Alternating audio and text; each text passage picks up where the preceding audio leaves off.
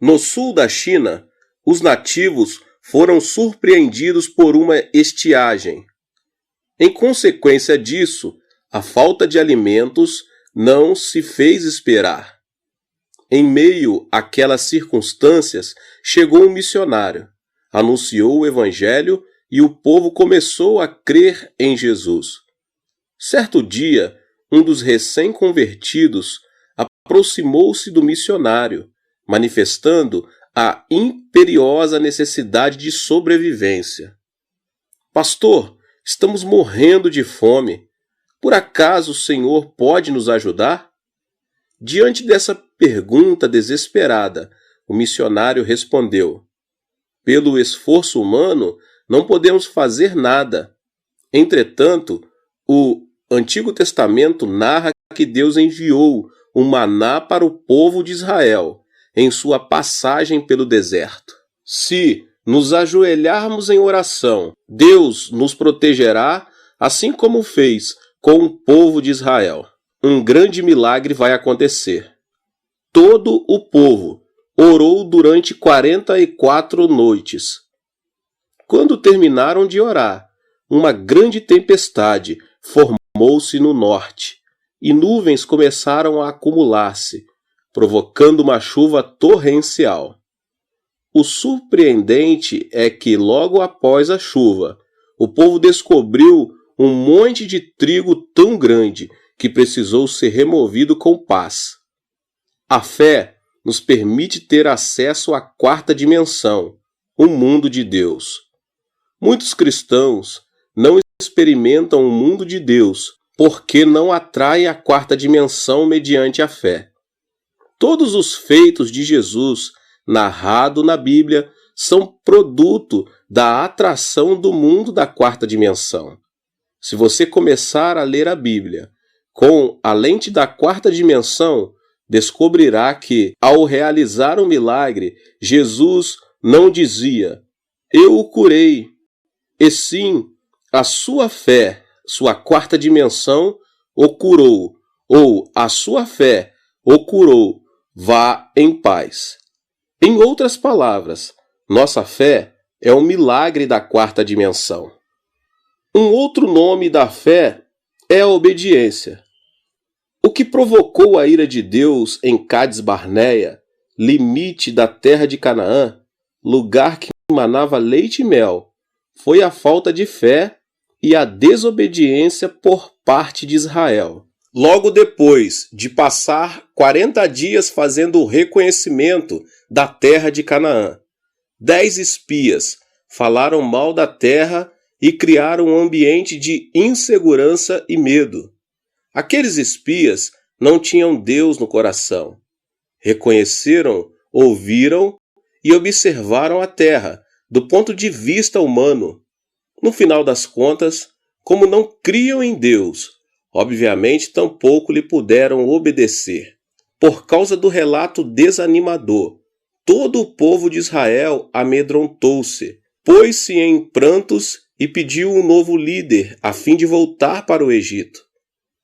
Tratava-se de uma rebeldia, uma falta de segurança e desobediência grupal. Como consequência, a ira de Deus obrigou a Israel a viver durante 40 anos no deserto. O pecado que mais desagrada a Deus é a desobediência e a falta de fé. Algo semelhante aconteceu quando Jesus pregou a palavra em Nazaré, o vilarejo onde vivera. Na sinagoga, o Senhor abordou 2 temas do Antigo Testamento. Tratava-se de nada menos que o milagre de Elias e o de Eliseu. Por meio deste relato, podemos nos dar conta das consequências de alguém que tem fé e reage diante da palavra. A viúva de Sarepta, uma mulher que demonstrou fé mediante a obediência. O primeiro milagre foi algo que aconteceu na época de Elias. Havia uma grande seca, porque não chovia havia 3 anos e 6 meses. Em consequência, muitas mulheres em Israel tinham ficado viúvas. No entanto, as viúvas não criam em Deus, tampouco lhe obedeciam. Portanto, Deus não as ajudava. Entretanto, havia uma viúva que vivia em Sarepta, um vilarejo pagão. Sarepta pertencia à terra de Sidom, que adorava Baal. Aquela viúva, porém, temia a Deus, cria nele e obedecia. Embora, para o profeta Elias, aquela viúva não passava de uma mulher pagã que adorava outro Deus, o Senhor enviou o profeta para vê-la. Ao aproximar-se, Elias viu que a viúva estava apanhando lenha e disse: Vá agora mesmo e traga-me um pão e uma vasilha de água. A mulher retrucou: A única coisa que tenho é um punhado de farinha e um pouco de azeite numa botija. Eu estava exatamente apanhando lenha para entrar e preparar comida para que eu e meu filho possamos comer, para depois morrermos. Elias insistiu: Faça o que você precisa, mas traga-me primeiro um pão feito com sua farinha e seu azeite. Não se esqueça também da botija de água.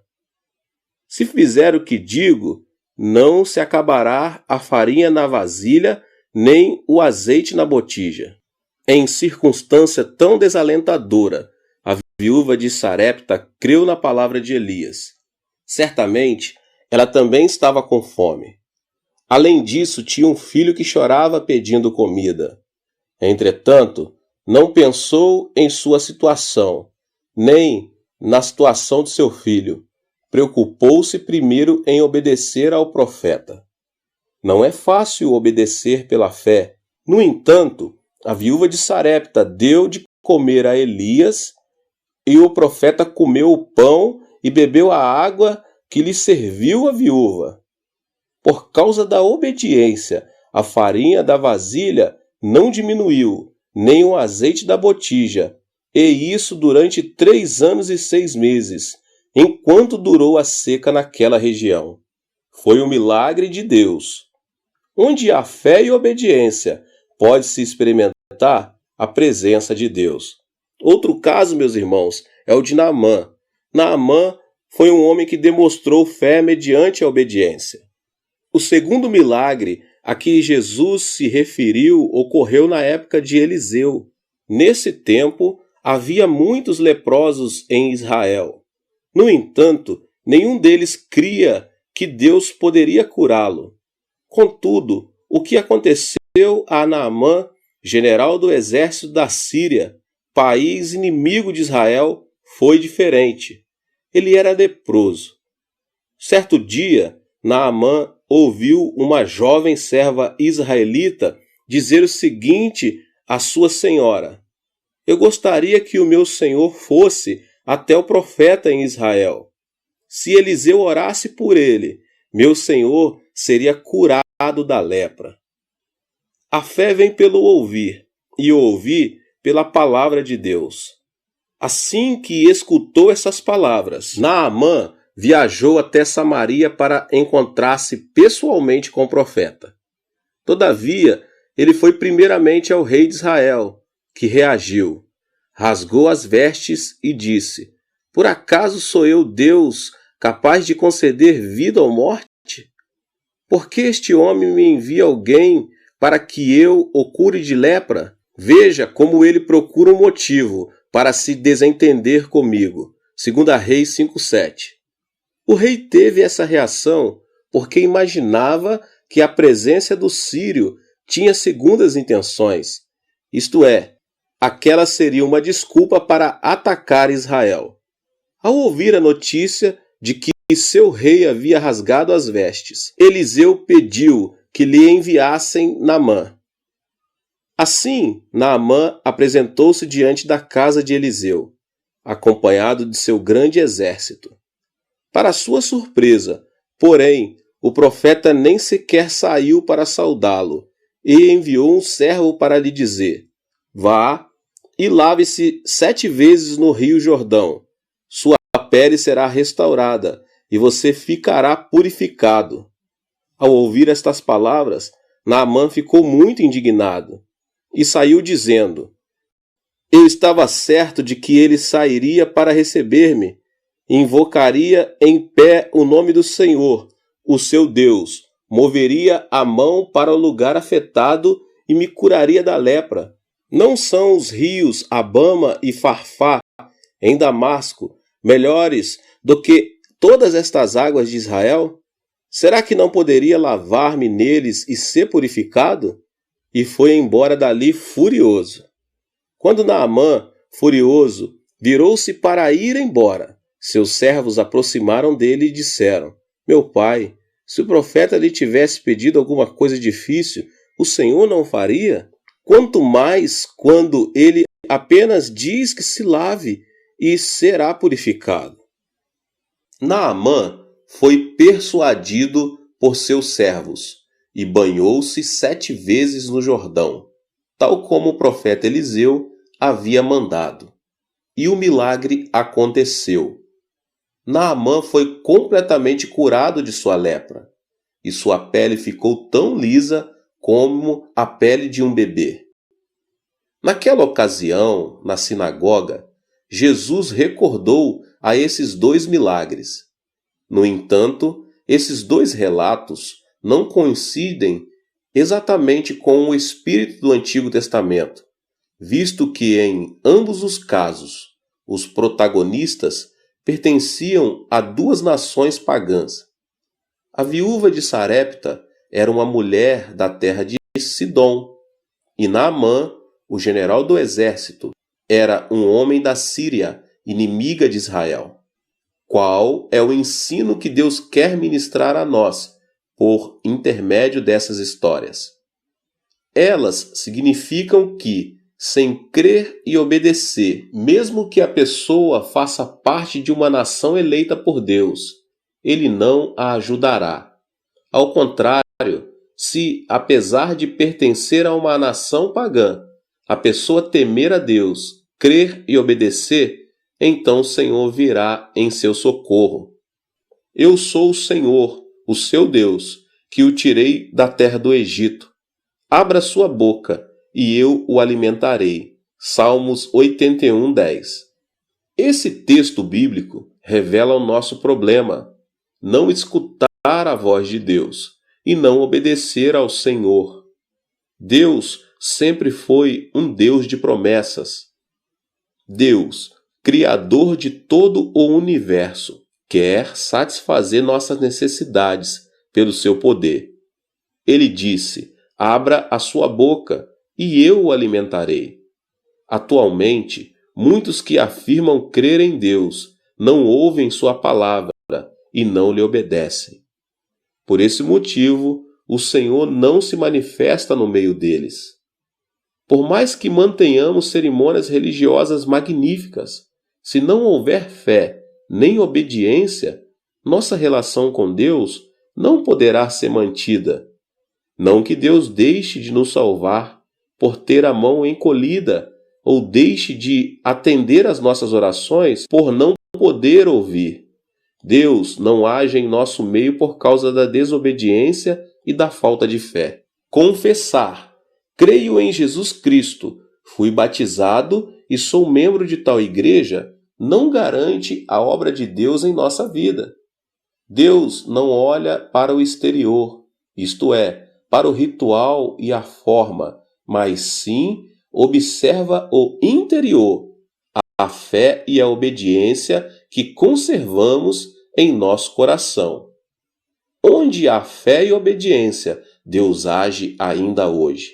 A desobediência é outro nome para a fé morta. Obediência é o ato de deixar que Deus tome a iniciativa. Isso implica a pessoa renunciar ao próprio julgamento, à própria decisão. Esse tipo de obediência surge unicamente quando se crê, quando se obedece àquele a quem a iniciativa é entregue. No caso de haver certa dúvida ou incerteza, essa fé deixa de ser genuína. Deus não opera em uma fé que não seja completa. Mais do que falta de fé, a desobediência é uma fé morta. O dilema surge quando se afirma crer, mas não se obedece. Isso é ter uma fé morta. Nem todos os cristãos experimentam o poder de Deus aqui na terra. Devemos analisar cuidadosamente se a nossa fé é genuína ou se simplesmente estamos enganando a nós mesmos. Diante da menor dúvida, devemos restaurar nossa fé pela obediência. Dessa forma, conseguiremos viver unidos a Deus. A falsa fé demonstrada por Marta. A partir deste ponto, vamos analisar a incredulidade e a desobediência com base na história de Marta e Maria. Como todos sabem, a história começa com a morte de Lázaro, irmão dessas duas mulheres. Fazia muito tempo que os pais deles haviam morrido, e o irmão, o arrimo da família, agora morrera também. E Jesus chegou quando já se haviam passado 4 dias desde a morte de Lázaro. Fazendo este pedido, Marta murmurou contra o Senhor: se estivesses aqui 4 dias atrás, meu irmão não teria morrido. Por que chegaste tão tarde? Já não há esperança para nós. Marta e Maria estavam sem esperança. Agiam na 3ª dimensão. Na 4ª dimensão, Jesus é o mesmo ontem, hoje e para sempre. Marta, entretanto, cria no Jesus de 4 dias atrás, mas não no Jesus daquele momento. Aqui vemos o grande erro da fé que Marta demonstrava ter. A fé não deve mudar por causa das circunstâncias. Entretanto, Marta não tinha esse tipo de fé. Analisemos nossa fé com base na conversa de Jesus e Marta. Senhor, disse Marta a Jesus, se estivesses aqui, meu irmão não teria morrido, mas sei que mesmo agora, Deus te dará tudo o que pedires. O seu irmão vai ressuscitar, disse Jesus. Eu sei que ele vai ressuscitar na ressurreição no último dia, respondeu Marta. Então Jesus lhe disse, eu sou a ressurreição e a vida. Aquele que crê em mim, ainda que morra, viverá. E quem vive e crê em mim, não morrerá eternamente. Você crê nisso? Não parece algo estranho o diálogo entre Jesus e Marta? Se você estudar o texto minuciosamente, perceberá que Jesus está tentando transmitir a ela um ensino importante. Jesus está usando a linguagem da fé para que opere a 4ª dimensão. Marta, porém, não está sequer preparada para ouvir as palavras de fé. Em síntese, a fé professada por Marta era falsa. Jesus disse, o seu irmão vai ressuscitar. E Marta reagiu dizendo, no dia da ressurreição, claro. Além disso, Jesus disse, eu sou a ressurreição e a vida. Aquele que crê em mim, ainda que morra, viverá. E quem vive e crê em mim, não morrerá eternamente. Você crê nisso? No entanto, Marta só atinou em responder, sim, eu creio, tu és o Cristo, o Senhor. De início, parece que Marta está fazendo uma confissão de fé, mas se analisarmos o texto cuidadosamente, percebemos que Marta não está respondendo à pergunta feita por Jesus. Marta não cria em Jesus, só acreditava no que conhecia. Conhecer e crer são 2 coisas totalmente distintas. Fé não é somente crer em Jesus Cristo, o Filho de Deus, mas sujeitar-se à vontade e justiça, renunciar ao próprio julgamento e decisão.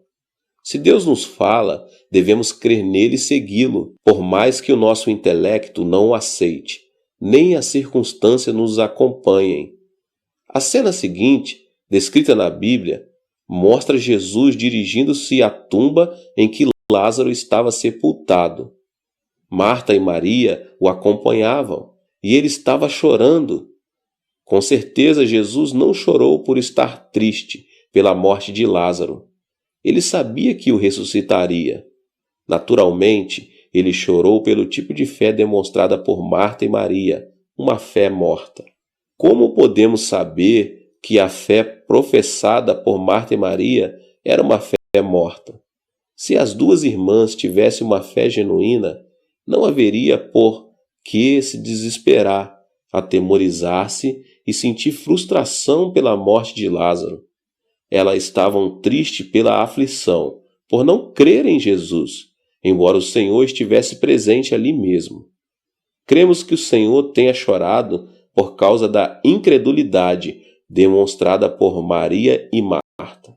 O que você acha da resposta dada por Marta? Não é mais do que mostrar ignorância a respeito do que Jesus deseja. A fé morta não pode atrair nem fazer que se experimente a quarta dimensão de Deus, tal como aconteceu a Marta, por mais que a quarta dimensão se revele diante de algumas pessoas, elas não se dão conta disso. A obediência requer uma decisão, mas se uma pessoa não confia na outra, não lhe pode obedecer. A reação de Marta mostra justamente isso. Essa cena deu-se quando Jesus se achava diante do túmulo de Lázaro. O diálogo continuou e a falta de comunicação também. "Tirem a pedra", ordenou Jesus. Apesar da incredulidade de Marta, Jesus insiste na linguagem da fé e trata de atrair o mundo da quarta dimensão. Aqui está uma amostra da típica desobediência. E mais, pode-se dizer que se tratava de uma rebeldia. Jesus se viu surpreendido pela falta de fé de duas discípulas como Marta e Maria. Ainda quando Jesus lhe pediu que removessem a pedra para que ele pudesse ressuscitar Lázaro, Marta e Maria não obedeceram. Sem fé, é impossível agradar a Deus. Nesse caso, porém, Jesus estava tratando de ensinar Marta. Tão somente como a remoção da pedra, o milagre iria acontecer. E a quarta dimensão manifestaria em sua plenitude. Marta estava repelindo o coração de Jesus, que lhe estava oferecendo a maior felicidade de sua vida. Muitos judeus estavam reunidos naquele lugar, e Jesus repreendeu a falta de fé que Marta demonstrava. "Não lhes falei que, se você cresce, veria a glória de Deus?" Felizmente, a reação de Jesus produziu uma mudança de atitude. Eles se arrependeram de não terem crido nas palavras de Jesus e decidiram crer. Da mesma forma, se você é uma pessoa incrédula e desobediente, mas que assim que ouve a palavra de Deus, decide crer nele, Deus o aceita. Geralmente, a pedra da tumba é grande para evitar que os animais selvagens entrem e danifiquem o cadáver. Pela fé, as duas irmãs decidiram tentar remover a pedra. Agiram como evidência de uma obediência completa. A fé sem obras é morta. Se você diz que crê, deve demonstrar uma obra que evidencie sua fé. Jesus não remove a pedra, tampouco o fazem os vizinhos. Ninguém pode evidenciar a fé que outra pessoa tente demonstrar. Cada um deve agir por si mesmo, evidenciando sua fé. Jesus opera o milagre quando obedecemos, ou seja, quando removemos a pedra pela fé. Se orarmos, "Senhor, salva-nos", devemos buscar uma igreja. Se pedimos prosperidade, "Senhor, dá-nos a bênção da prosperidade", devemos dar o dízimo. Se rogarmos por saúde, "Senhor, cura-me", devemos servir e orar a Deus. Temos que cumprir nosso dever. Se apenas pedimos e nada fizermos, Deus não nos responderá. A obra evidencia a fé, e Deus responde a nossas orações por essa evidência. O Senhor quer ver nossa fé, e uma fé invisível não é fé.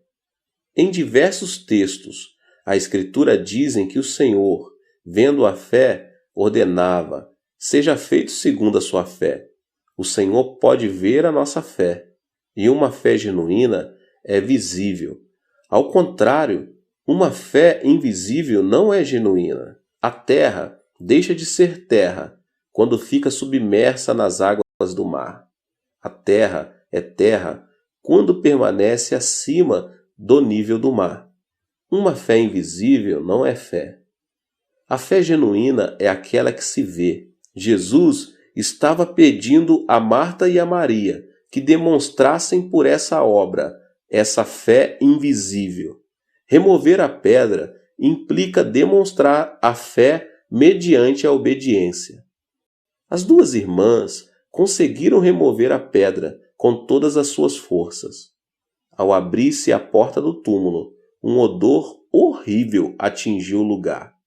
Nesse instante, diante da pedra, o Senhor ordenou: Lázaro, venha para fora. Todos observavam a cena com certa ansiedade. Marta e Maria também estavam ansiosas. Todos os olhares estavam voltados para a porta do túmulo. De repente, viu-se um vulto branco, mas em pouco tempo todos se deram conta de que era Lázaro envolvido em faixas, com o rosto envolto num sudário. Jesus Cristo é o mesmo antes e depois da morte de Lázaro, o mesmo ontem, hoje e eternamente. O milagre de Deus havia acontecido. Da mesma forma, o milagre ocorre hoje para todos que crerem e obedecem a Deus. Meus irmãos, que Deus vos abençoe.